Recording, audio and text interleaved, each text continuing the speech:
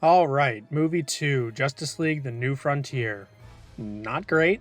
It's the end of the Korean War. There's a ceasefire and America is pulling out. Hal Jordan is a pilot that makes his first real kill in the war minutes after he hears that it ends when he's shot down and attacked by a Korean soldier. He's a man of dreams, hoping to one day sail the stars, and he feels like his opportunity for it has passed once he gets back to the States. That is, until he's brought on board a secret government project to get to Mars.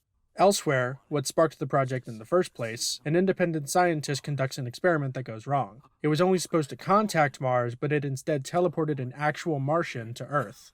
Still elsewhere, Superman meets with Wonder Woman as she parties with a group of captured women, whom she released and let murder their captors in cold blood. In an ironic bit, she proclaims that America isn't upholding its values or whatever, and Superman leaves annoyed, I guess?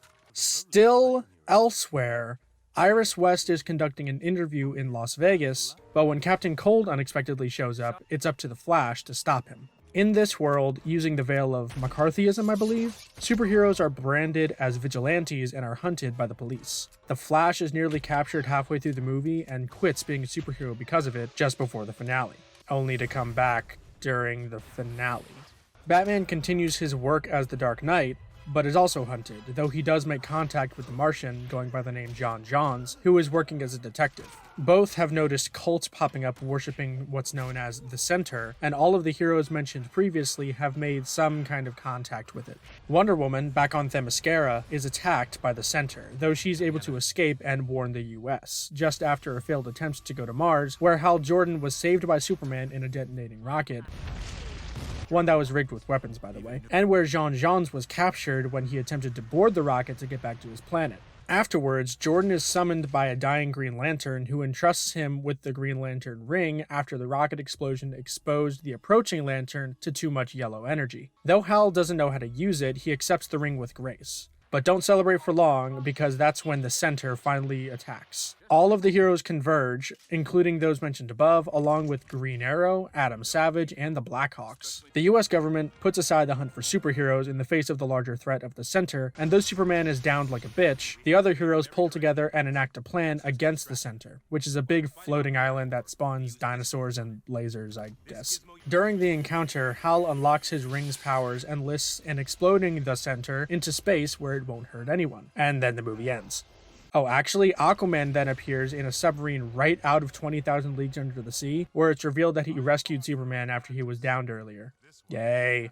So if that scatterbrain synopsis didn't tip you off, this movie has a serious identity crisis on its hands. Put simply, it has no idea what it wants to be or who it wants to focus on. Scenes fade to black constantly, there isn't really any connective tissue to any of them, and the whole thing feels about as off-topic as my usual stream of consciousness when I'm grinding in a Nuzlocke. There are way too many characters in this movie. As the clearest example, they needed to have Aquaman there for the ending splash pages, but he's introduced less than a minute before those splash pages actually begin. The Flash is set up at the beginning with the most in-depth introduction we get in the film, with a whole stock scenario of Captain Cold on the loose and, all that jazz, but he only has 4 scenes where he's the focus before he has his big moments in the climax. Now, you might think that's quite a bit for an ensemble piece, but let's actually examine them a little bit. He has the opening Captain Cold thing, which does set him up well, but then you have the one where he fights Gorilla Grodd and is almost captured, and then you have the one where he announces that he's quitting the Flash, and then finally you have one where Iris West guesses that he's the Flash, which was never actually set up as her not knowing. But anyway, she encourages him to go fight the Center with the other heroes. From there, he's relegated to background character until he has to do the thing where he runs fast. Those 4 scenes only actually serve to establish the Flash as a hero who doesn't like that when he's trying to help people, he's being persecuted for it. Yet his big moment in the climax frames his character arc as one of self-doubt. You're afraid. It's all on me. The whole thing. We'll be there for you. We all will. That he didn't think he was good enough to go toe-to-toe with the established heroes like Wonder Woman and Superman. But on that note, we can go into the history a bit, I suppose, because you might have noticed that this film looks, quite different from Superman Doomsday. This film was based on the DC New Frontier series, which was actually made in 2004, as a way to retroactively bridge the gap between the Golden Age and the Silver Age in the DC continuity. The takeaway from that for non-comics fans is that the designs are directly ripped from that particular area of the comics. So Wonder Woman has that stupid hair, but no BDSM ties. Batman looks like he did during the Golden Age, and Martian Manhunter looks like a turd. I can't say I'm a fan of this style, but it honestly wasn't as bad as I thought it would be when this movie was described to be by my brother, who also didn't like it as a whole. As well, they used the split between Golden Age and Silver Age in universe by focusing on 3 heroes from each age. Batman, Superman, and Wonder Woman are from the Golden Age, while the Flash, Martian Manhunter, and Hal Jordan as Green Lantern are from the Silver Age, and it parallels their status in this movie. The former 3 are all established heroes who were directly affected by the ban on superheroes, while the latter 3 are up-and-comers who are either given an origin or have to prove themselves to the world as legitimate heroes. But then I say that the movie focuses on this, or this character, but I'm lying when I say that. For example, Wonder Woman has 2 scenes where she's the focus. One where Superman confronts her at the beginning, and one where she's sparring on Themyscira and then is attacked by the Centaur. Superman? 1 scene. He talks with Lois Lane about the world needing their heroes back. Every other scene he's in, he's either minor, has to share the spotlight with another hero or several, or has a small speech and then dies like a bitch. Batman doesn't get anything. He gets about 4 scenes, but one of them is a final battle, and the rest sees him sharing with Martian Manhunter or another character like Robin, who has 1 scene and is never mentioned again. This shafting of the Golden Age heroes kind of ruins the bridging mentality of the movie. If this is supposed to be an ensemble piece with equal focus on all characters, why don't they do that? Well, it's because this isn't an ensemble piece. In reality, what I had to figure out while I was watching it tipsy is that this movie is largely a character study on Hal Jordan and his journey into becoming the Green Lantern. What's wrong with you? Ever since you got out of the hospital? It was Korea. Changed everything. Wars have a tendency to do that. Look, Ace, you know that ever since I was a kid watching my old man fly, I wanted to see the stars. But the war and then the hospital, it's like I'm damaged goods. I can't get a first-class outfit to take me on, and without a ride, I sure can't climb the pyramid. So he starts this movie with his crash and then his first kill, and his story of trying to reach the stars serves as the emotional through line as we see him come close, we see him going through the rounds in training, and then we see him finally taking a stand and fighting for something other than himself in the end. Oh God. You're going down there, aren't you? Hal the pacifist is going down there to get killed by that thing. What would you have me do? Or do you think I'm a coward too? I looked up your war record. You never fired at those North Korean planes. Maybe I just didn't believe that what we were doing there was worth killing for. Which is correlated to, but does not directly cause him to unlock the powers of the Green Lantern ring, but I have several issues even aside from that.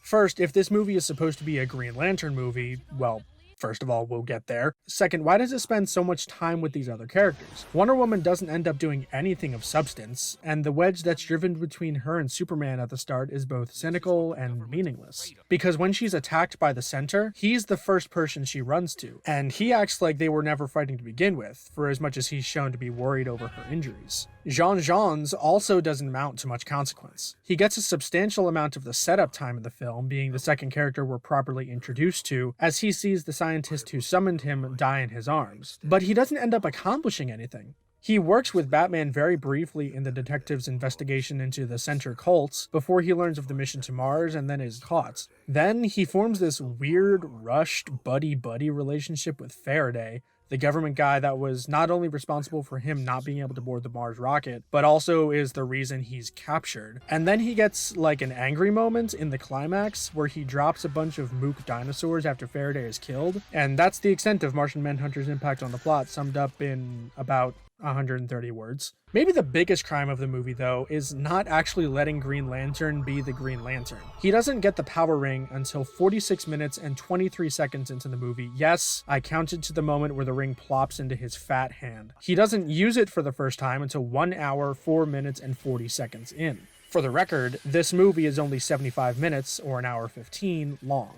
Of the 11 minutes that he can use the ring, he uses it on screen for about one of them. Unless you count floating away from the action in a bubble with his pilot friend, which I don't, because he's not actually impacting the plot. He doesn't make any actual constructs either, which, is kind of one of his main powers. Rather, he's limited to surrounding things in the Green Lantern ring's energy, including himself to fly, his body in a bubble, like we saw, and the center island to drag it into space when it's exploding. Perhaps it's a good thing, then, that I ultimately didn't mind that much in the grand scheme of things. While from a strictly structure-based perspective that is the biggest issue, the thing that peeved me the most was constantly jumping between characters I either don't care about or going away from ones that I do. Batman is so boring in this movie, and Martian Manhunter doesn't have the confidence or presence to make up for that, so all of the scenes involving them felt like total drags. The Flash is okay, I guess, but he isn't given anything interesting to do. He's just a representation of the new superhero community under the ban. Superman and Wonder Woman's feud is useless too, as I mentioned before, so the only character I was consistently invested in that mattered to the plot was Hal Jordan, and ultimately I think that his character shines the brightest, even when he doesn't have the ring. Personally, I was rooting for him the whole way, and though him joking around and talking back to his commanding officer during training is very unrealistic, it still endeared me to the character, especially as it was framed by a supporting girl that he's simply trying to adjust back to a paradigm where he has to follow strict orders, which he isn't used to after flying with only rough orders and a partner for so long. He's supremely confident in his flying abilities, a view which isn't shared by others, even if it may be justified, and we understand that despite his flaws of tunnel vision and blindly trusting those who would help him achieve his goal, he is still trying to fight the good fight, so to speak. I just wish his revelation at the end was framed a bit better, that the reason he never took a life in the Korean War was because he wasn't confident that what the US was doing was morally right, and concluding that the only thing that would drive him to kill out there was out of an act of survival. This doesn't really tie in cleanly with the idea of him lacking willpower, as the center seems to think at the end. You won't be able to do it. It is the center that holds, not you. I can. You do not have the will. No? Watch. Still, as he's in space with the ring after yeeting the center out of orbit, and he lets out a whoop and flies around in glee, it was hard to feel anything but joy right along with him. He finally made it to the stars. Unfortunately, in the skies that are these movies, this particular one shines dimly at best. While I enjoyed Hal Jordan as a character, basically everything surrounding him was a meandering mess of subplots that went nowhere, confused character arcs, and an all-around cluttered experience. I haven't even talked about the center, and I don't even really have anything to say. He's a voice and a big raisin cookie that shoots dinosaurs and lasers. He has no personality other than must eradicate humans, and his justification for doing it is what I would call flimsy even on my most generous day. So yeah, all in all, not a strong entry in the DC animated movie catalog. Still, if you like Hal Jordan and you like these designs, I suppose there might be enough for you to get into it. I'm just not one of those people.